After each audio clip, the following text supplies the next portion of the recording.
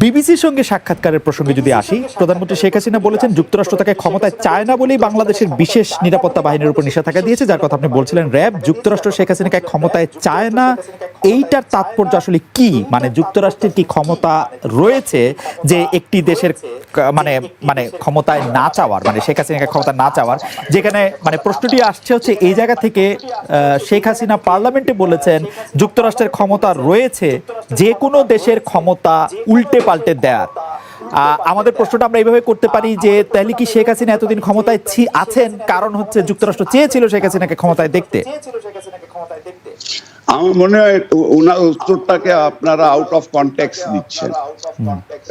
বিবিসিতে ওনাকে বারবার জিজ্ঞাসা করা হইলো কেন তোমাকে স্যাংশন দিয়েছে, কেন তোমাকে স্যাংশন দিয়েছে, সেটাতে উনি উত্তর বলেছেন তখন তারা আমাকে চায় না, তার জন্য স্যাংশন দিয়েছে। তো আই ডোন্ট থিঙ্ক এই কথাটাতে এটা। আপনি আমাকে বলেন এই কথাটা কি অর্থ? সালমান ভাই আপনি বলেন এই কথাটা কি অর্থ আমাকে, যে আমেরিকা চায় না মনে হয়, তো মনে হয় আমাকে ক্ষমতায় দেখতে, এই কথাটা কি অর্থ? তুমি স্যাংশন দিয়েছে। ইউ সি, আমাদের কথাটা হচ্ছে যে র্যাব হলো আমেরিকারই তারাই এটাকে ক্রিয়েট করেছে, সৃষ্টি, এটা ওদের সৃষ্টি, তারা ট্রেনিং দিয়েছে, তারা ইকুইপমেন্ট সাপ্লাই করেছে এবং তারাই আবার ওদেরকে স্যাংশন দিল। সো এটা আমাদের যখন র্যাবকে স্যাংশন দেওয়া হয়েছিল আমরা ডেফিনেটলি আমরা কিন্তু এক্সপেক্ট করি নাই দ্যাট এটা তারা করবে। তো ওর জন্যই মাননীয় প্রধানমন্ত্রী কিন্তু র্যাবকে আমেরিকা ট্রেনিং দিতে হেল্প করছে, সৃষ্টি করছে, এইটা একটু মানে এইটা যুক্তির ধোপে বড় যুক্তি হয়। যেমন সালমান ভাই, আমি আপনার সঙ্গে কাজ করছি, তার মানে কি এইটা দাঁড়ায় যে আমি মানে আপনাকে কি প্রশ্ন করব না করব সেটা আমাকে মানে আপনি বলে দিবেন, বা আপনার দিকে আমার তাকায় থাকতে হবে, ব্যাপারটা কি এরকম? র্যাব আমেরিকা সৃষ্টি করছে, তো আমেরিকা বলতেই পারে যে র্যাব এই কাজ ভালো করে না, খারাপ করছে, এইটাতে কি সমস্যা? আমি বুঝি না।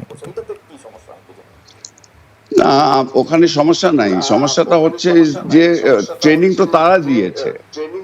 আমাদের যেটা বক্তব্য হচ্ছে তোমরাই তো ওদেরকে ট্রেন করলা, তো তারা যদি আজকে এমন কোনো কাজ করেছে যেটা তোমার পছন্দ হচ্ছে না, আমাদের বক্তব্যটা হচ্ছে তো তাহলে তোমরাই যাকে ট্রেন করছো তোমরাই তো শিখাই দিছো ওকে কি করতে না করতে, মানে ওরা শিখাই দিছে ওকে কেমনে মারতে হবে সেটা। এক্স্যাক্টলি, ট্রেনিং ওরাই দিছে। আপনাকে শোনেন, না ভেরি ইম্পর্টেন্ট পয়েন্ট খালেদ, আপনি যদি মনে রাখেন when was RAB created? RAB কখন ক্রিয়েট করা হয়েছে? 2004, রাইট, 2004 এ আপনার না তখন অপারেশন ক্লিন আর্ট মনে আছে? মনে আছে, রাইট, মনে আছে। তাহলে তো that was done with the support of the American. Okay, America এমন হইতে পারে না যে আমেরিকা এখন ভালো হয়ে গেছে, ওই সময় সাপোর্ট করছে, ওই সময় দরকার ছিল, এখন র্যাবকে আসলে পলিটিক্যালি ব্যবহার করা হচ্ছে? না, আমরা তো মনে করি আমেরিকা খুবই ভালো আছে। আমরা কিন্তু কোনো সময় মনে করি না আমেরিকা খারাপ আছে। আমাদের আমেরিকার সাথে খুব ভালো সম্পর্ক আছে এবং এই সম্পর্ক ভালোই থাকবে, এটা নিয়ে কিন্তু কোনো সমস্যা নাই। আচ্ছা, আপনাকে একটু আমি শোনাতে চাই যে আপনি আসবেন, এবং আমরা দর্শকদের কাছে জানতেও চেয়েছিলাম যে বাংলাদেশের প্রধানমন্ত্রী শেখ হাসিনা বলেছেন যুক্তরাষ্ট্র হয়তো তাকে ক্ষমতায় চায় না বলেই বাংলাদেশের বিশেষ নিরাপত্তা বাহিনীর উপর নিষেধাজ্ঞা দিয়েছে। আপনারও কি তাই মনে হয় কিনা?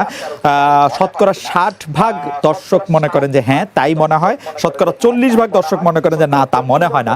79,000 দর্শক ভোট দিয়েছেন, it's a big number for social media, এবং তারা বলেছেন যে 79,000 দর্শক। আমরা একটু আমি কিন্তু সারপ্রাইজ, আপনার সার্ভে গুলি তো নরমালি 99% হয়, আজকে 60-40 হয়েছে, এটা আমার কাছে না 91% হয় না, বাট মানে ক্লিয়ার মেজরিটি থাকে আর কি, সরকারের এগেইনস্টে যেটা যায় সেখানে বেশি থাকে ডেফিনেটলি। আমি একটু ব্যাংক পরিস্থিতির মধ্যে আসি, যে আমরা যদি একটা ঘটনার দিকে তাকাই, 2022 সালে ইসলামী ব্যাংক যখন বিপদে পড়ে তখন নানা ধরনের রিপোর্ট সেখানে আসতে থাকে।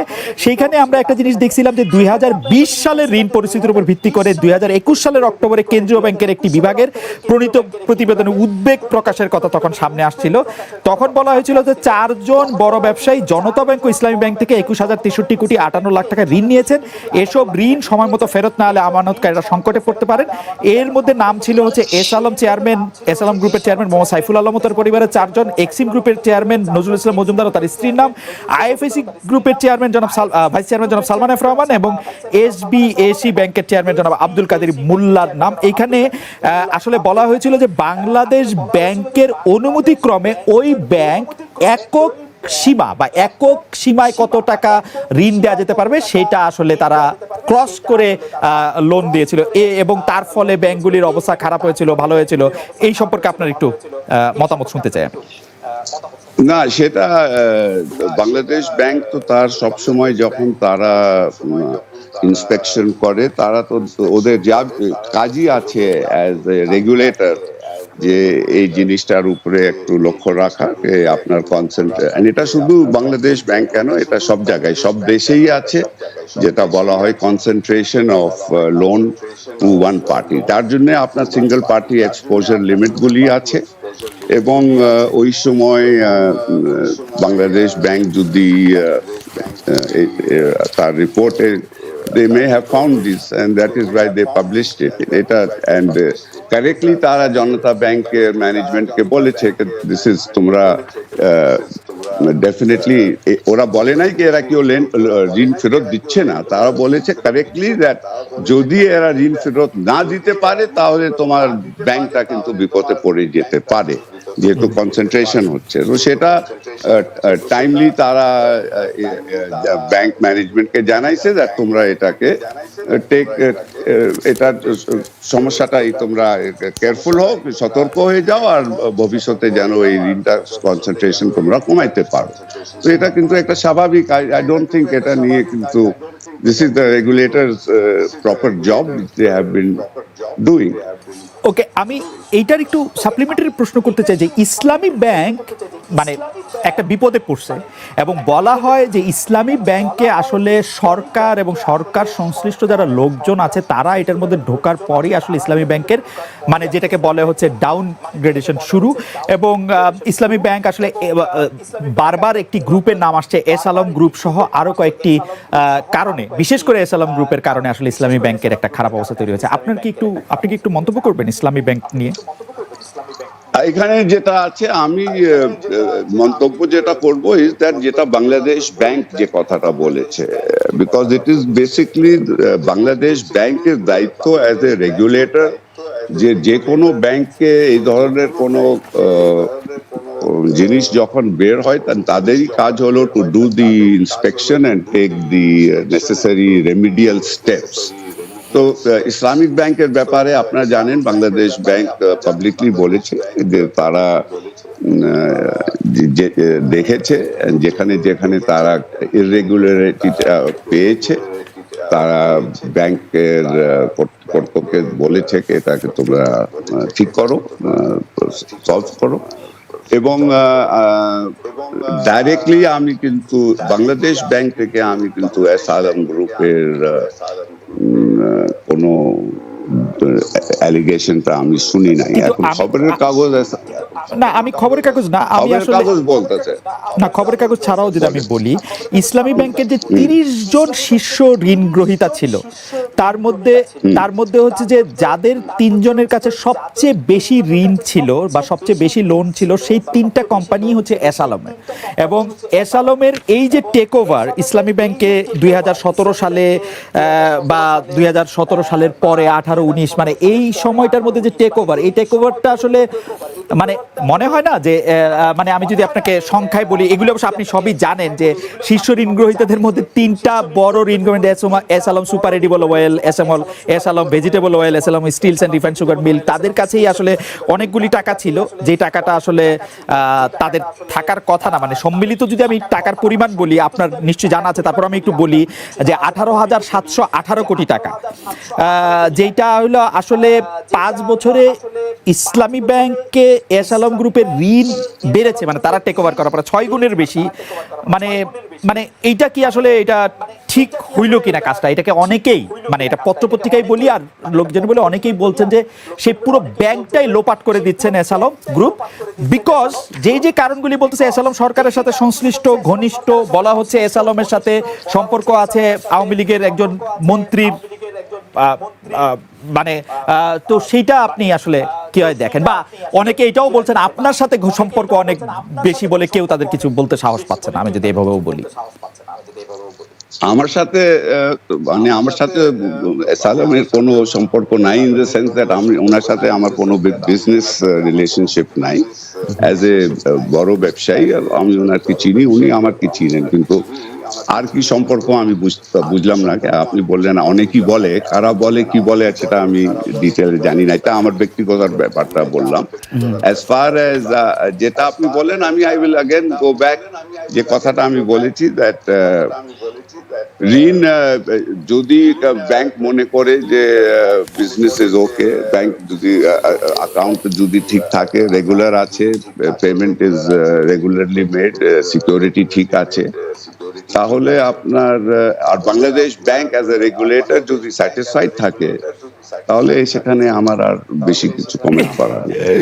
না, আমি আমাদের আপনি আপনি হয়তো দেখতে পারেন না, আমাদের দর্শকরাও হয়তো দেখতে পারেন না, আমি আসলে যে কাগজটি দেখতে পাচ্ছিলেন ইসলামী ব্যাংকের বার্ষিক ঋণ বিতরণের একটা ট্রেন্ড তো আছে। আপনি দেখবেন যে 2016-17 তারিখে সেটা কত টাকা ছিল, 17-18-তে কত ছিল, 2020-21-এর পরে সেটা 5 বছরের সম্মিলিত ঋণের সমান হয়ে গেছে। এটা একবারে এটা একটা মানে ফিগারগুলি খুব বোরিং, সেজন্য আমি একবারে সেটা একটা জাম্প দিছে। এটা খুব স্বাভাবিক মনে হয় আপনার কাছে, যে মনে হয় না যে এইটা আসলে মানে there are something যেটা আসলে হওয়া উচিত হচ্ছিল না? আমি উচিত হইতেছিল না কিনা আমি জানি না, কিন্তু I am sure that Bangladesh bank as a central bank will be monitoring this and they should monitor it. যদি আপনি আপনি বলছেন, আমি তো সবসময় বলি আপনার কাছে যে স্ট্যাটিস্টিক্স থাকে, আমি সেই স্ট্যাটিস্টিক্স নিয়ে তর্ক বিতর্ক না বিশ্বাস করি না বিশ্বাস করি না সরি, আমি এই কথাটা বলি না, একে বিশ্বাস করি না। আমি বলি আপনার কাছে যে স্ট্যাটিস্টিক্স থাকে, আমি যেহেতু অ্যাডভান্স নোটিস পাই না যে আপনি কোন স্ট্যাটিস্টিক্স ব্যবহার করেন, ওটার উপরে আমি হোমওয়ার্ক করার সময় পাই না। That is why I am saying. বিশ্বাস, I am not saying that আপনার স্ট্যাটিস্টিক্স রং আছে, কিন্তু আমি বলছি আপনি যেভাবে স্ট্যাটিস্টিক্স কোট করতে শুরু করেন, I am not in a position to comment on it because I have not done my homework on it. আপনি যদি এর পরে যদি আমাকে আগে থেকে নোটিস দিয়ে দেন, দেখেন এই স্ট্যাটিস্টিক্স আমি ব্যবহার করব, তাহলে আমি ওটার উপরে কিছু হোমওয়ার্ক করে আপনার সাথে তাহলে কাউন্টার দিতে পারি। আচ্ছা, definitely I will do that. আচ্ছা, আমি এবার একটা জেনারেল প্রশ্ন করি, আপনার কাছ থেকে জানতে চাইবো যে আমরা কিন্তু দেখেছি যে এই সরকারের সমর্থক আমরা ব্যবসায়ীদের অত্যন্ত বেশি দেখছি। আপনার কাছে কি মনে হয় যে এই সরকার খুব ব্যবসা বান্ধব? এই প্রশ্ন কেন করছি তারও একটা কারণ আছে, আমি প্রশ্নটা শেষ করি। যে 2009 সালে আওয়ামী লীগ যখন সরকার গঠন করে, তখন খেলাপি ঋণ ছিল 22,481 কোটি টাকা। আর্থিক খাত কেলেঙ্কারি, ঋণ খেলাপিদের সুযোগ দেওয়ার পর সেই খেলাপি ঋণ বেড়ে এখন হয়েছে 1,25,257 কোটি টাকা, অর্থাৎ 6 গুণ বাড়ছে। একটা ব্যবসা বান্ধব সরকারের কি এরকম হওয়ার কথা? যে মানে বোঝাই যাচ্ছে যে ব্যবসায়ীরা আসলে খুব ভালো অবস্থায় হয়তো নাই। জনাব সালমান আফরোজ, আমাকে আপনি বলেন দ্যাট আপনি যে বলছেন স্ট্যাটিস্টিক্স যে বললেন যে আপনার ঋণ খেলাপি বাড়ছে 6 গুণ, তো আপনি প্লিজ আমাকে বলেন অ্যাডভান্সেস, টোটাল ব্যাংক অ্যাডভান্সেস কয় গুণ বাড়ছে? ব্যাংক অ্যাডভান্স 2009 থেকে এখন আপনার how much has the total advances gone up? অ্যাডভান্সেসও বাড়ছে। What is the size of? হ্যাঁ, অ্যাডভান্সেসও বাড়ছে। কত বাড়ছে? 4 গুণের মতো বাড়ছে। তাহলে আপনি তো জাস্ট সেইং কে 1 গুণ থেকে 6 গুণ বাড়লে তো হবে না। আপনার আমার 2009 সালে আমার জিডিপি সাইজ ছিল $96 billion. Today my GDP size হলো $460 বিলিয়ন। আমার বাজেট সাইজ কত বেড়েছে? আর আপনি বলছেন ব্যবসায়ীরা খুশি আছে? 100% ব্যবসায়ীরা খুশি আছে, বিকজ মাননীয় প্রধানমন্ত্রী সবকিছু, কিন্তু আজকে আমাদের অর্থনীতির মূল চালিকা শক্তিটা হলো বেসরকারি খাত। এবং আজকে মাননীয় প্রধানমন্ত্রী যে জিনিসটা করেছেন, উনি বেসরকারি খাতের জন্য অনুকূল পরিবেশ তৈরি করেছেন। আপনার যেখানে, আপনি তো জানেন 1996 there was one television station, আজকে কয়টা টেলিভিশন স্টেশন আছে বাংলাদেশে? আপনার প্রাইভেট এয়ারলাইন কয়টা আছে?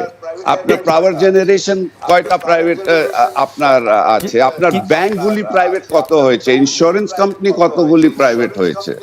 আপনার আমি আপনাকে বলি, আপনার 2009 সালে আপনার ব্যাংকিং সেক্টরে 80% of the bank was nationalized bank, the banking sector R 20% was private bank. আজকে এটা টোটালি উল্টা হয়ে গেছে। তো আপনার কি আপনি বলতেছেন যে ব্যবসায়ীরা ডেফিনেটলি, আর আপনি যেভাবে কথাটা বললেন, আপনি মানে আপনি ইমপ্লাই করতে চাচ্ছেন ব্যবসায়ীরা খুশি আছে বিকজ আমরা এখানে ঋণ খেলাফি বাড়ছে, তার জন্য ব্যবসায়ীরা খুব খুশি আছে। ব্যবসায়ীরা খুব খুশি আছে বিকজ তারা। প্রিয় দর্শক, এতক্ষণ আমরা ওনার কথাগুলো শুনছিলাম এবং পরবর্তী সময়গুলোতে, এখনকার সময়ে এবং প্রিভিয়াস গভর্নমেন্টে যাওয়ার পর কিন্তু বিভিন্ন যে দুর্নীতির ইস্যুগুলো কিন্তু সামনে এসেছে এবং যাদের নামগুলো উচ্চারণ হচ্ছে ওনারা কিন্তু বেশিরভাগ পলাতক এবং কেউ কিন্তু আবার দেশের নাগরিকত্ব বাতিল করেছে নিজে থেকেই, অন্য দেশে গিয়ে বাংলাদেশের নাগরিকত্ব তারা বাতিল করে দিয়েছে। তো সেই জায়গায় বলবো যে যাদের নাম নেওয়া হচ্ছে এবং ঋণ খেলাপি যাদেরকে করা হয়েছে, এবং সেই সময়ে আসলে যে কোনো গভর্নমেন্ট থাকা অবস্থায় বাংলাদেশ ব্যাংক বলেন আর যে কোনো ব্যাংক বলেন, এটা গভর্নমেন্টের নির্দেশনায় চলে। এটা বাংলাদেশ এমন কোনো দেশ না যে তাদের নিজস্ব প্রতিষ্ঠান তাদের নিজস্ব ক্ষমতা বলে সব কিছু করতে পারে। তো সেই জায়গায় প্রিভিয়াস গভর্নমেন্ট বাংলাদেশ বলেন আর যে কোনো ব্যাংক বলেন, এটি কিন্তু কেউ যদি প্রভাবিত করতে চায় এটা কিন্তু সেই ইজিলি এটি করতে পারে। সেক্ষেত্রে বাংলাদেশ ব্যাংকের রেগুলেটরি কমিটি বা তাদের যে তদন্ত কমিটি বা কোনো ঋণ খেলাপের বিষয়ে তাদের যে মতামত, সেই জায়গায় কিন্তু তাদের দায়িত্ববোধ থেকে তারা কতটুকু কাজ করতে পারে এটি কিন্তু আসলে দেখার বিষয়, এবং তাদের জায়গা থেকে মনে হয় না কোনো কাজ করতে পারে।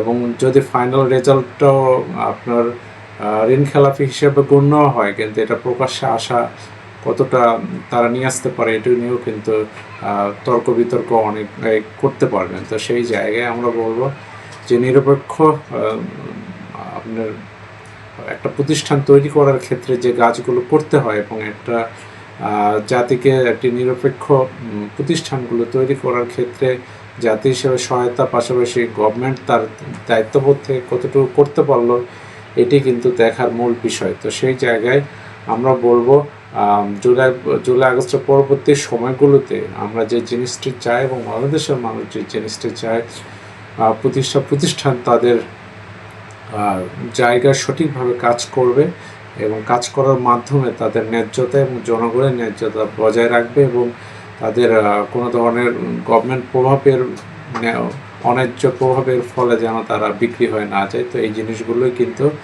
মেনে আসবে এবং সেই বিষয়গুলো ভবিষ্যতে বাংলাদেশের মানুষ দেখতে চায়।